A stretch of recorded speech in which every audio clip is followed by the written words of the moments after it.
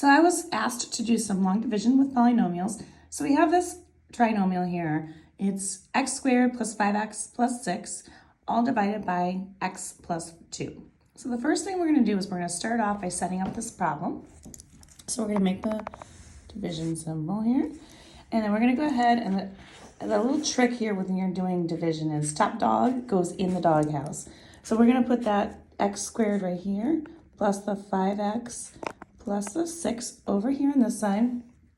And then our denominator is going to go right over here, x plus 2.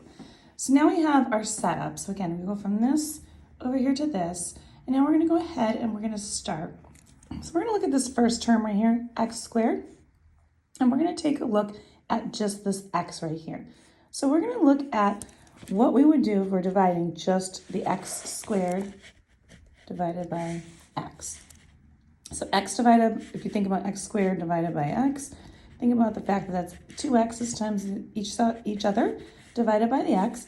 And when you cancel out 1, because one set is cancelable. And the other way to do this is if you know the exponent rules, 2 minus 1 would just be 1. So we'd only have 1x, which is left right here. So we have this here, this 1x that we have remaining. When we divide the x squared divided by the x is going to be x. So what we're going to do next is take this and we're going to do the multiplication. And so we're going to subtract just like we do normally with division. And we're going to subtract everything that we have here. So x times x is going to be the x squared that we were looking for to get rid of that x squared part. And then we do the 2 times the x, which is going to be 2x. So we have, you can either say just plus 2x, or if you're good enough and you don't feel like you need to do that, you can just put whatever the opposite is for each of these items and just do it that way. Now we're going to subtract. Now x squared minus x squared is obviously going to cancel each other out, which is what our goal was to begin with.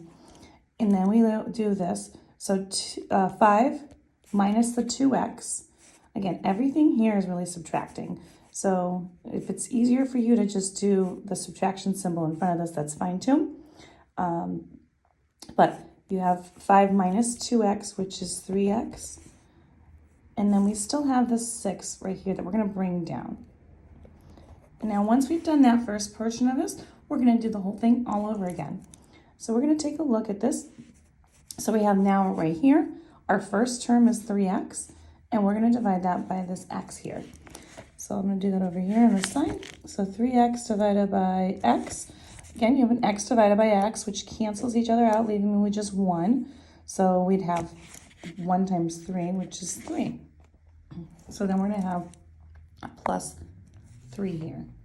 Now we're going to take that 3 and we're going to do the same thing. We're going to multiply it times this x plus 2 over here. So 3 times x is going to give me 3x.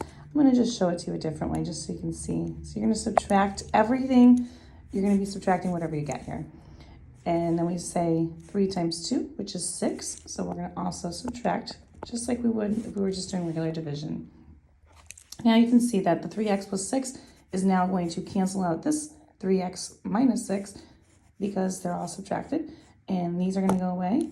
These are going to go away, leaving me with a no remainder, which means that your answer for this would be x plus 3.